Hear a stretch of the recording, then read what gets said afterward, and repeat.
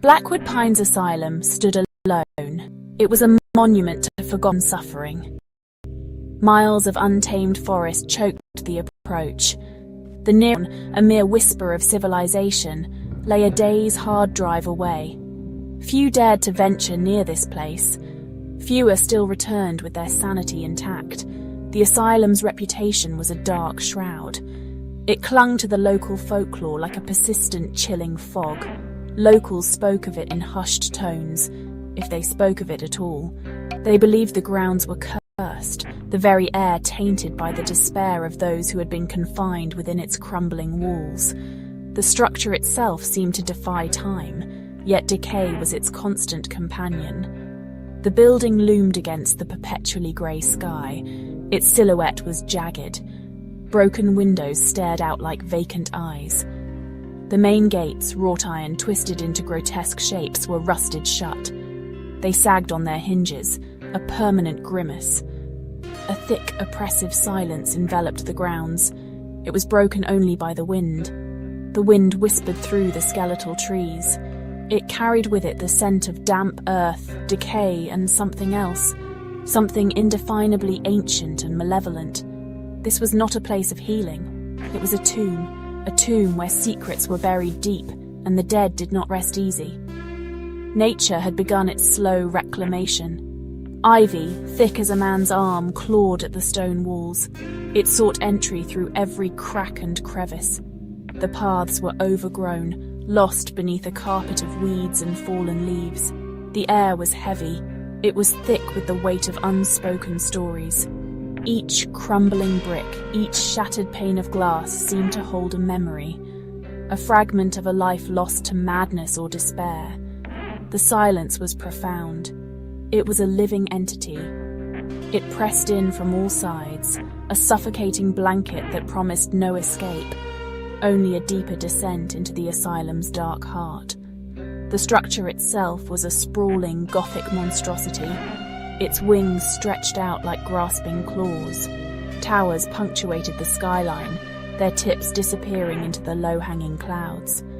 The stone was stained black in places. It looked like the building was weeping a dark ichor. The sheer scale of the asylum was intimidating. It spoke of a time when such institutions were built to house an army of the afflicted, to hide them away from the world. The sense of isolation was absolute. Here, one was truly alone. Alone with the ghosts and the echoes of a tormented past. The very ground felt cold, unwelcoming, as if repelling any living warmth. Ethan Cole was a journalist. He chased shadows for a living. His specialty was the forgotten, the unexplained, the stories that lurked on the fringes of society. He had received an anonymous tip. It was a single crinkled envelope, no return address. Inside, a faded photograph of Blackwood Pines. On the back, a scrawled message. They never left. The flesh remembers. Intrigued, perhaps foolishly, Ethan had set out. He sought the truth, or perhaps he sought the darkness itself. He believed that every story, no matter how disturbing, deserved to be told.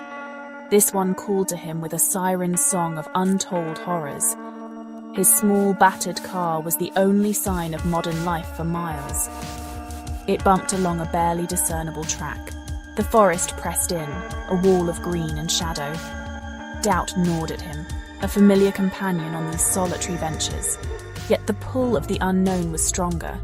The asylum represented a story, a potentially career-defining exposé. He imagined the headlines, decades of silence broken, horrors of Blackwood Pines revealed. But beneath the professional ambition, a deeper, more personal curiosity stirred. He had always been drawn to the places where the veil between worlds felt thin. This place promised more than just a story. The anonymous tip was unusual. It was more cryptic than most. The flesh remembers. The phrase echoed in his mind. It was unsettling. It hinted at something beyond simple institutional neglect or abuse, something more primal. Ethan prided himself on his skepticism. He was a man of facts, of evidence, but even he couldn't shake the unease that the message and the asylum itself instilled in him. He checked his recording equipment, his camera, his flashlight, tools of his trade, tools he hoped would be sufficient to uncover whatever secrets Blackwood Pines held. He felt a tremor of anticipation, mixed with a cold dread. He parked the car where the track dissolved in visible undergrowth. The asylum loomed larger now. It was a silent, brooding presence. Ethan slung his bag over his shoulder. He took a deep breath of the cold, damp air. This was it. Point of no return. His mission was clear, at least on the surface. Investigate the asylum. Document its state. Find evidence of the disturbing experiments alluded to in the sparse follow-up information he'd managed to glean from equally anonymous online forums.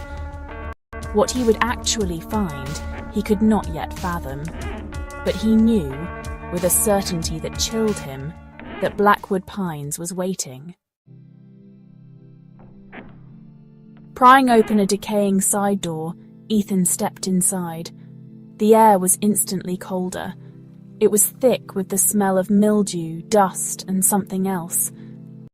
Something organic, something faintly metallic, like old blood. The silence from the silence outside, more watchful. As his eyes adjusted to the gloom, he noticed the walls. They seemed to shimmer slightly in the beam of his flashlight. Not just dampness. It was a subtle, almost imperceptible movement. A slow pulsing. He touched the wall. It felt strangely yielding, almost soft, like old, dried leather stretched taut. He moved deeper into the asylum, down a long, dark corridor. The floorboards creaked beneath his weight, but there was another sound, a faint, rhythmic thumping. It seemed to come from beneath his feet. He knelt, pressing his ear to the dusty floor. The thumping was clearer now. It was slow, deliberate, like a giant, sleeping heart. He ran his hand over the wood. It felt strangely warm in places, and it too seemed to pulse, a faint, almost imperceptible rise and fall. He told himself it was the building settling. Old structures made strange noises, but the feeling was too consistent, too organic. Corridors branched off in every direction, a labyrinth of decay. Doors hung ajar, leading to rooms filled with overturned furniture and debris. In one room, he saw it more clearly. The wallpaper was peeling away. Beneath it, the wall itself seemed to have a network of dark, vein-like structures. They pulsed faintly, a slow, steady rhythm. It was undeniable now. The walls were breathing. The floors were pulsing. The entire asylum felt alive, a grotesque, slumbering organism. Ethan felt a wave of nausea. This was not normal decay. This was something profoundly unnatural, something that defied explanation. He tried to rationalize it. Fungi, perhaps? Some strange, pervasive mold that reacted to temperature changes or air currents. But the regularity of the pulse, the yielding texture of the surfaces, it didn't fit. It felt like being inside a living creature, a vast, diseased entity. The claustrophobia was immense. The air itself felt thick, as if he were breathing not just dust, but particles of the building itself. He pressed onward, driven by a mixture of journalistic duty and a morbid fascination. The asylum had already begun to exert its influence. It was drawing him deeper into its unsettling embrace, its living, breathing core. Ethan found the records room. It was surprisingly intact, though coated in a thick layer of dust. Metal filing cabinets lined the walls. Most were rusted shut. Some hung open, their contents spilled onto the floor. He pulled open a drawer. Patient files, hundreds of them. Brittle, yellowed paper. Each one represented a life. A story of mental anguish, confinement, and perhaps torment. He began to read, his flashlight beam dancing across the pages. The details were sparse. Clinical, dehumanizing.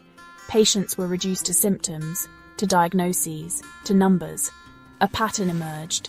Many names were scratched out. Thick, angry black ink obliterated the identities. Not just one or two, dozens. Entire sections of logbooks were defaced, as if someone had tried to erase these individuals from history, from memory. Beneath the scratched-out names, he could sometimes make out faint indentations, traces of the original script. But the names themselves were lost, replaced by crude labels: Subject A, Subject G, Subject X. The anonymity was chilling. It hinted at experiments, at individuals stripped of their humanity, used for purposes unknown. The descriptions of symptoms were disturbing. Standard ailments mixed with stranger afflictions. Patient exhibits unusual skin pigmentation. Patient complains of hearing voices from the walls. Patient claims their flesh is changing. These entries were often followed by notes from a Dr. Alistair Finch. His handwriting was precise, almost surgical. He detailed treatments, electroshock therapy, lobotomies, and then more cryptic entries. Commenced new protocol. Observed significant somatic alterations. What was this new protocol? What were these somatic alterations? The scratched-out names seemed to be linked to these later, more ominous entries. Ethan felt a cold knot tighten in his stomach. This was more than just neglect. This was systematic. The asylum wasn't just a place of confinement. It was a laboratory. The patients, its unwilling subjects. The erased names were not mere administrative errors. They were a deliberate act of concealment, an attempt to bury the truth of what had happened here.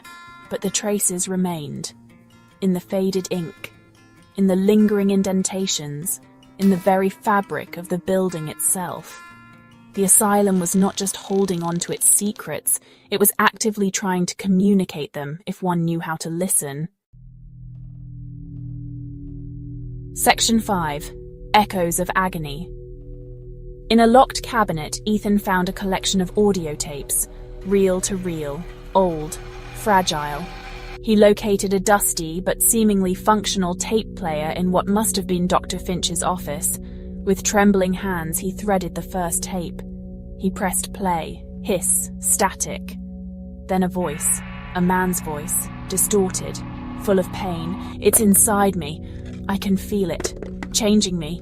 There were screams, unintelligible sobbing. Then another voice, calmer, colder, Dr. Finch. The process is advancing as expected. The flesh adapts. The callousness was shocking. He listened to tape after tape.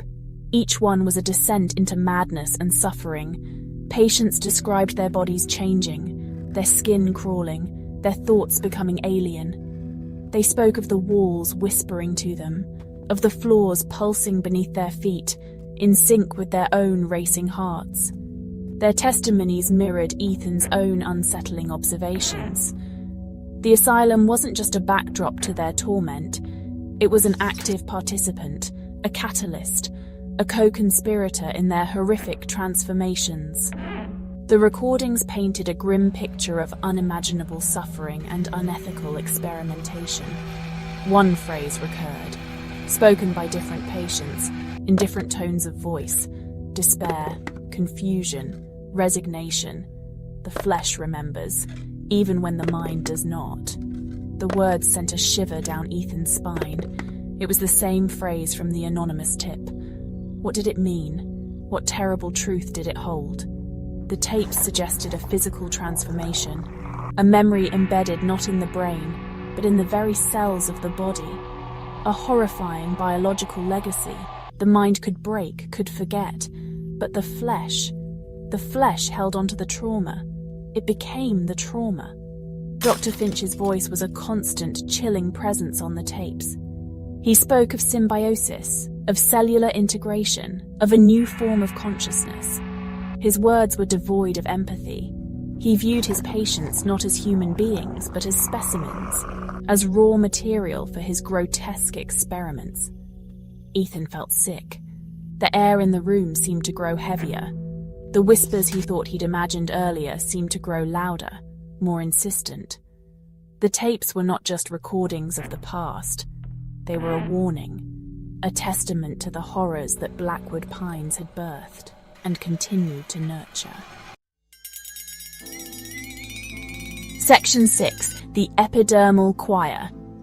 As Ethan listened to the tapes, a new sensation began, a faint itching on his arms. He scratched absently at first, but the itching persisted. It intensified, it spread to his neck, his chest. He looked down at his skin. It seemed different, slightly flushed, almost shimmering in the dim light from his flashlight. He dismissed it as an allergic reaction to the dust, to the mold. But the feeling was too specific, too localized. It was as if his skin was becoming more sensitive, more aware. He felt a prickling, like tiny needles dancing across his epidermis. Then he heard it, faint at first, barely audible above the hiss of the tapes, whispers. But they weren't coming from the tapes or from the walls. They seemed to be